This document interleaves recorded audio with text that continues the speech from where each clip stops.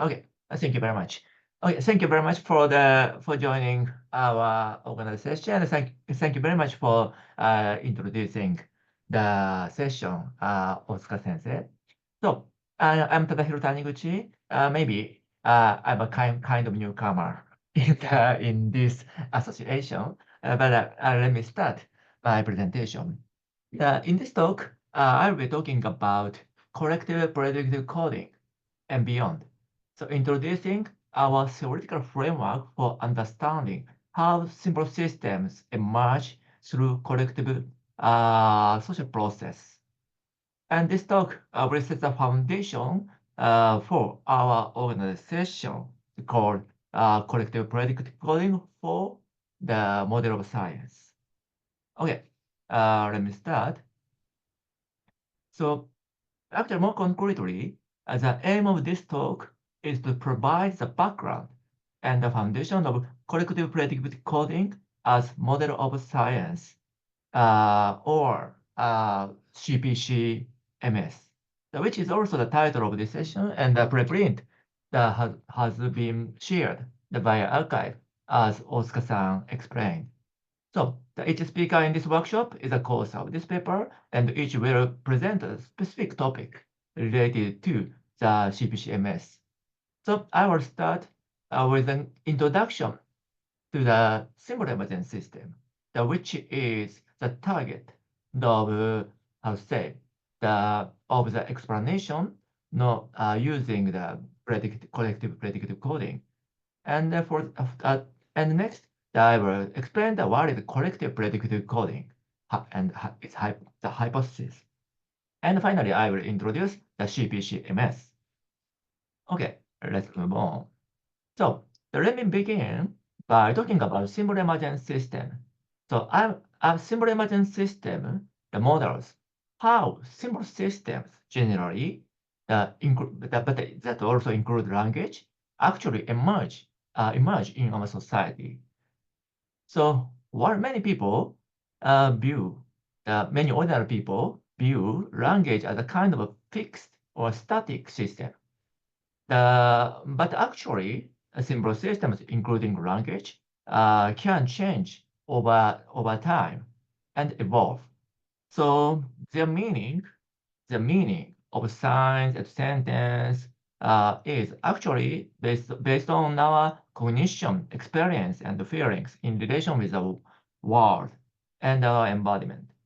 So the framework, a symbol emergence system provides a dynamic view of how symbol systems are organized in a bottom-up manner and how to say working. So let me explain the dynamics involved in symbol emergence systems generally, step by step. First, humans form internal representations through interaction with our environment. It's not just a kind of passive process, it's also a very, very much active process. So this is often called representation learning in the context of AI. This is based on our sensory motor system and embodied experiences. Through interaction, we understand the physical property of target object and environment and more. So in modern AI technology and in robotics, this can be called the world model learning as well. And the internal representation. So maybe the internal representation itself is a very how to say. So the meaning of the internal representation depends on the academic community. But let me continue to use this term. So in our mind, not directly considered as a language. So the relationship between the symbols including language corresponding to external representation and internal representations possesses that kind of such relationship has a degree of the arbitrariness, kind of the degree of freedom in their relationship. So we can assign names, label, or description to what we have in our mind. But such labeling or naming must be shared within society. So without, how to say, such kind of relationship, was not agreed in our society, we cannot communicate and we cannot have a discussion and so on. So such kind of symbol system lack the meanings. So through this process, we build symbol systems, external representation system. So this represents the organizational process of a symbol system in a bottom-up manner. So once we form a symbol system, they start but providing the top-down constraints to our communication, and not only communication, but also to perception, behaviors, and understanding of the world. So these constraints manifest when we use the symbol system for communication. So we must follow rules of interpretation and usage and so on. So it's a kind of top-down constraints. So we cannot dynamically alter the meanings of structurally during daily communication. But of course, we can change our interpretation of sign and usage of sign to a certain extent. So we need to, but basically we need to follow the established word definitions and the conventional sentence structures and expressions and so on. It's a kind of top-down constraints from the external symbolic systems. So, okay. So actually in this process, through this process, language introduces the so-called a system of differences into our society. So as a result, we obtain an emergent symbol system. The total dynamics that involves bottom-up organization and top-down constraints. So this is known as bidirectional causation in complex systems and emergent systems. So I would like to emphasize that both the individual agents' internal representations and the society's symbol system, external representation systems, are organized in a bottom-up manner and changing over time. So this is the key point of the idea or concept of symbol emergent system. So let me look back at my kind of background and careers and achievement over the past decade and a half. So to better understand symbol emergence system, I have studied symbol emergence in robotics. So how to say, the symbol emergence in robotics is a constructive approach to develop artificial cognitive systems that understand and approach to understand the symbol emergence systems. So a symbol emergence robotics aims to realize the developmental robots that acquire and invent and share language based on real-world physical and social experiences. So, so I have been in the community of robotics and artificial intelligence. So this is the kind of one of the representative studies of our constructive approach to the internal representation learning. So we studied unsupervised multimodal categorization and lexical acquisition by robots over 10 years ago. So in this experiment, a robot grasped objects to obtain the haptic information and shook it to obtain auditory information and observe the object to obtain visual information. So resulting in multimodal sensory motor information. So by integrating multimodal sensory information and speech signals, a robot could form categories and discover a word directly from speech signal and acquire a kind of grounded lexicons. So this is solely based on the kind of predictive process.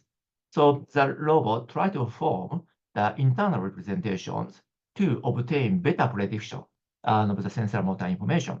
That is a very important point. So while we have studied the cognitive systems that form representations in a bottom-up manner. But that was still the individual, the internal representation learning process. So we aim to address the more fundamental question of simple emergence by groups. So understanding the mechanism and the dynamics of how society forms simple systems, external representation systems. Okay. So we actually got into the topic after 2020. So as a kind of the representative, the theory, we proposed the Metropolis Hastings naming game, which modified the existing naming game studied in the constructive approach to language evolution and some other emergent communication studies. So, and interestingly, this has a very solid mathematical background, mathematical foundation. So, roughly speaking, the game works as follows. Two agents, here a speaker and a listener, observe one object and infer their internal representation. So, and we assume that the two agents are looking at the kind of same target object. So the speaker probabilistically name the object, and the listener then decide whether to accept the naming based on a probability determined by its belief, specifically how well the proposed name aligns with the listener's belief. So the listener can reject names that don't align with its belief. This is very crucial point. After communication, the listener updates its internal parameters for representation learning and naming. Then the role switches with agent B and becoming the speaker. And it's a kind of turn-taking. So let me mention the mathematical point of view. So actually, when acceptance decisions follow this probability, we can prove that this naming game is equivalent to the Metropolis Hastings algorithm, which is approximate the Bayesian inference for the latent variables shared by two agents.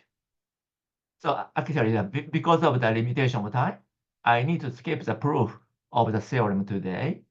But this guarantee the signs are shared and the categories formed amongst two agents to approximate the posterior as shared latent variable, kind of shared belief, given to both the agents' observations.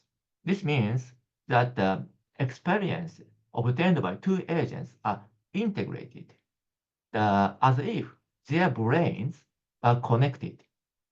So this is a very, how to say, inspiring, how to say, the idea. I mean, in other words, we are kind of very independent cognitive system, but through communication and updating the symbol system, external representation systems, we can work as if our brain are informationally connected. Okay, so this leads us to the collective predictive coding. The collective predictive coding hypothesis suggests that a society attempts to predict the world in a distributed manner by forming simple systems to improve the predictability. This represents a social, also can be seen as a social version of free energy principle. Maybe this is mentioned, this will be mentioned by Dr. Hayashi later. So, okay. So at this point, let's shift our perspective a bit. So the theory of simple emergent systems that extend beyond language as a specific simple system. So it's important to note that, how to say, the scientific knowledge is also a symbol system. So scientific activity represents the collective formation of explicit knowledge, in some sense, external representations of our understanding of the world. So moreover, the fundamental goal of science is to model the world to enhance our predictive capabilities. It is one and very important aspect of science. So these observations suggest that scientific activities can be viewed as a lens of a symbol emergence system, and consequently as a form of collective predictive coding. Okay, this perspective reveals how the core concept of CPC closely parallels the scientific activity. Okay, just as language emerges to improved collective understanding and prediction, science endeavors aim to build external representation system that describe and help us understand the world, ultimately enhancing our predictive capability. So, in this framework, the scientific knowledge takes the place of language in the CPC, original CPC model.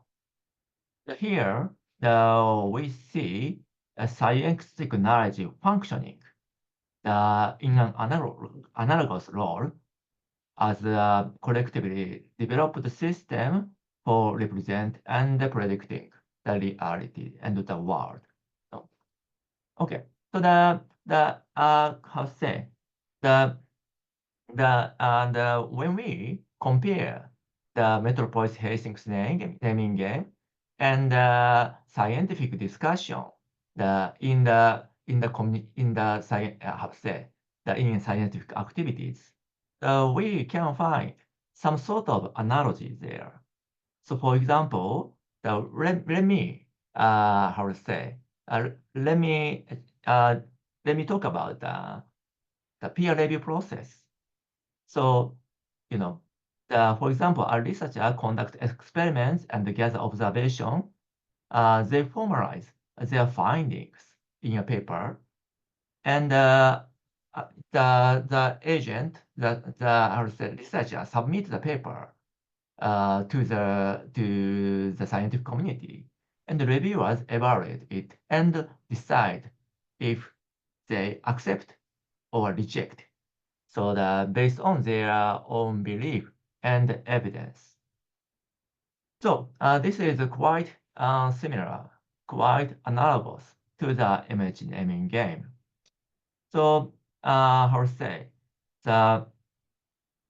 this suggests that the total scientific community can be seen as a kind of decentralized Bayesian inference process to integrate our knowledge, that is our knowledge and our observations that are obtained in a distributed manner throughout the society. Okay, so this is a kind of the basic view of CPC MS. Okay, so and this is a summary of this talk. I'd like to open the discussion and look forward to details and specific perspectives and arguments in the following talks. Okay, thank you very much.